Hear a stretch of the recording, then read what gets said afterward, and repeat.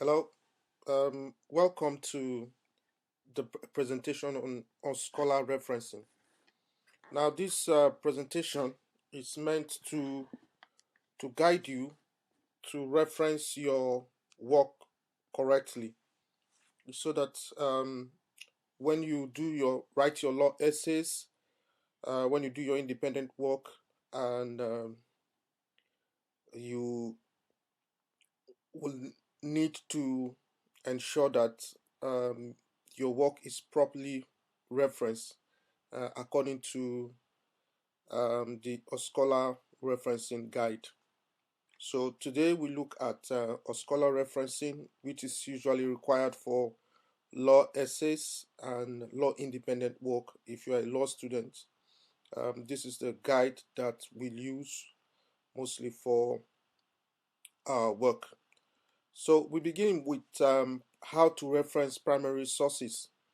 Primary sources of law include decided cases and statutes. So decided cases are cases that have been concluded in courts, and the courts have reached a decision, and that decision has been published in a law report.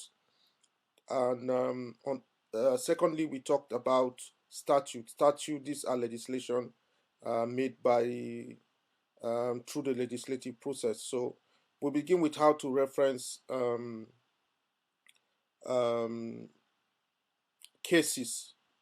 But before then, I like to mention that when you are in your referencing for a scholar, ensure you do not use full stops in abbreviations. You need to separate citations with semicolons. So, for example, if the name of the author is C.A. Smith, do not put full stop between C and A and after A. You need to write CA without full stops, space, and then Smith, and then a comma.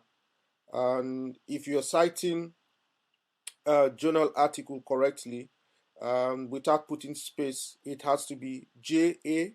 Smith, comma, then the title of the article, which you put in um, parentheses, the single parenthesis, and then you have the open bracket, single open bracket.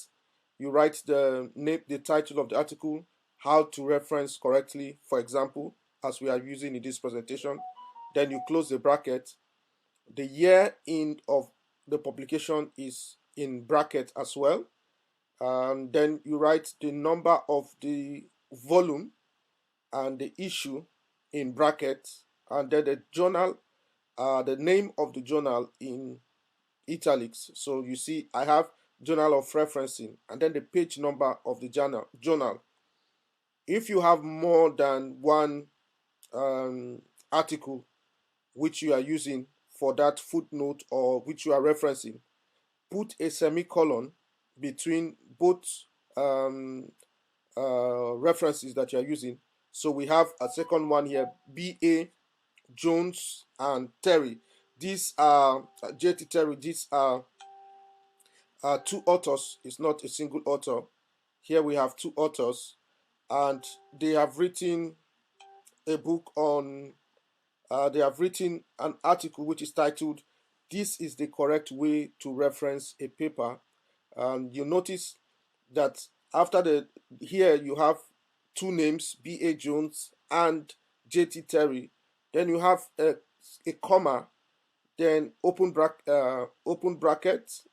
mm, and then close bracket, quotation, open quotation, sorry, an open quotation, and a close quotation. Then you have 2020, that's the year of the publication. The number of the the volume of the journal is 4, and the issue number is 3. Then the title of the journal is written in italics, and then the year of the page number, which is referenced, is written down not in italics but in straight, not in italics but in regular number, in regular font, and then a full stop. So every every footnote that you have should end with a full stop. Still on primary sources, for cases, if you are citing a case, ensure that you give the name of the parties, followed by the citation, followed by the law report citation. For example, a case between Jones and Smith, you have the year 2008 in brackets, 1 All England Report number page number 25. So when pinpointing, if you are you are referencing a particular page with a page number, or what you need to do for cases is that you put that page number further in bracket after the page. So the Jones and Smith case is in 2009, All England Report at page 25, and particularly at page 45. So that's how to reference um, cases correctly. For statutes, you would write, for example, Human Rights Act 1998. You have a comma and a small s for section 15, subsection 1 at paragraph B. So if you are referencing or putting a footnote, trying to show you are making reference to a law, that's the correct way to have a section of the law or statute in your footnotes. Then, if you are referring to an EU legislation, that is the example. For example, consolidated version of the Treaty on European Union, in bracket 2008 OJC 115/13. If you are making reference to the decision by the European Court of Human Rights, what you have is, for example, Johnson against UK in bracket 2009 51 EHRR at page 10. So that is the correct way to reference a decision from the European Court of Human Rights. For secondary sources of law, as opposed to the primary sources, like I said earlier, primary sources are court decisions and statutes. Secondary sources are not directly the originating sources, but sources which seeks to explain primary sources. Sources of law which seeks to explain primary sources. For example, you have books which seeks to explain what is written in the law, journal articles, newspaper articles, and online sources. So we start with books. For books, state the author's name in the same form as in the publication. Give the relevant information about editions, for etc.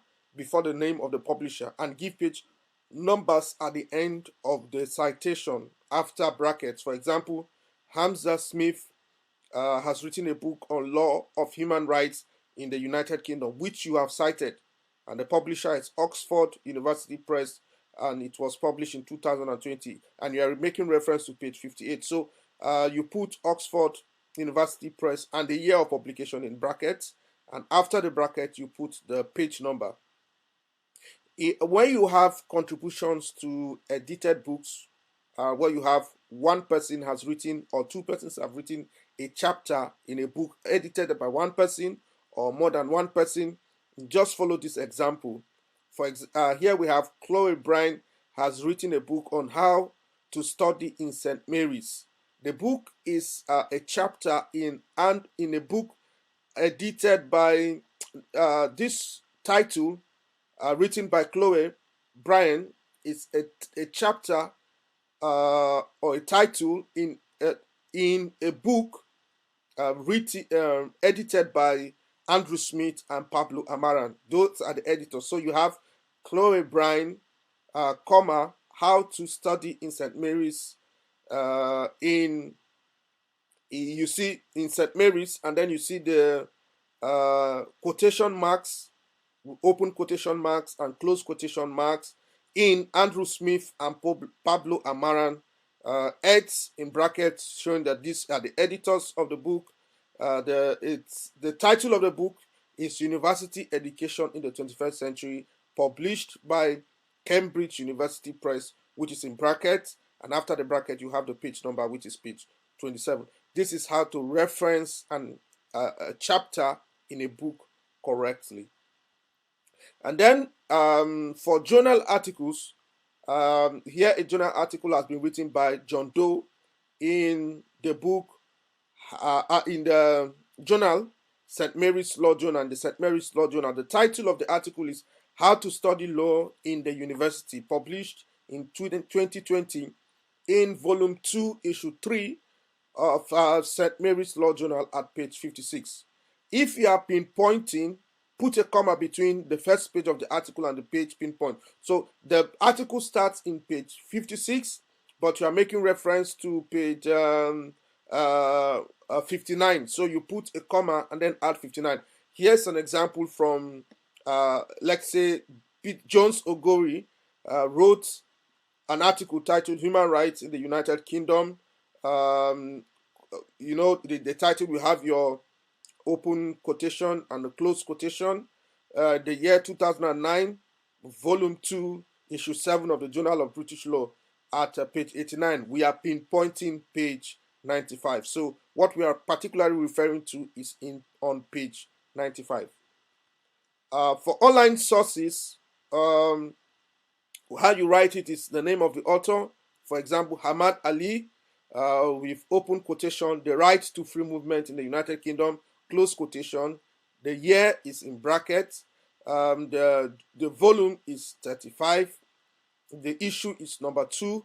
It's in EJLT, and that is how you cite the online page, HTTP, and then the year assessed 26th April 2020. For websites, the name of the author, Sarah Jo, Introduction to Islamic Law, from a blog titled Comparative Law. It was written on the 21st of April 2020. Then you cite the online source and the year that and the date which you assessed the paper. For newspaper articles, for example, the article is written by Pam Saleh. Boris appoints new advisor. It's in the Sun. Sun is published in London on the 1st of April 2020. You close the bracket and the page number and add a full stop. Ensure all your footnotes end with a full stop. All footnotes must end with a full stop. Then at the end of your work, whether it's your essay or whatever, whether it's a journal article that you have written as a law student or as a lawyer, you will end with a bibliography, and the bibliography you will list all the articles and online sources that you have cited in your work. If, for example, you have cited a book, on the citation, the format, it could be Elizabeth Jones, Administrative Law in the United Kingdom. When you are writing this at the end of your work, at the bibliography, at the end, this case, you begin with surname first, and instead of writing out the first name in full, you use, in this case, a letter from the first name. You use the letter from the first name. So you have Elizabeth, instead of Elizabeth Jones, you have Jones E. Okay? You have Jones E instead of Elizabeth Jones. And then you have administrative law in the United Kingdom. So if it is a journal article, you begin with the site. You have the citation in a footnote. Elizabeth Jones, Right to Property, 2015, volume 6, issue 3 of the St. Mary's Law Review at page 56. When you're writing it in the bibliography, write Jones E, Right to Property, 2015, volume 6, issue 3, St. Mary's Law Review. So that's how you write your bibliography, which comes at the end. The bibliography comes at the end of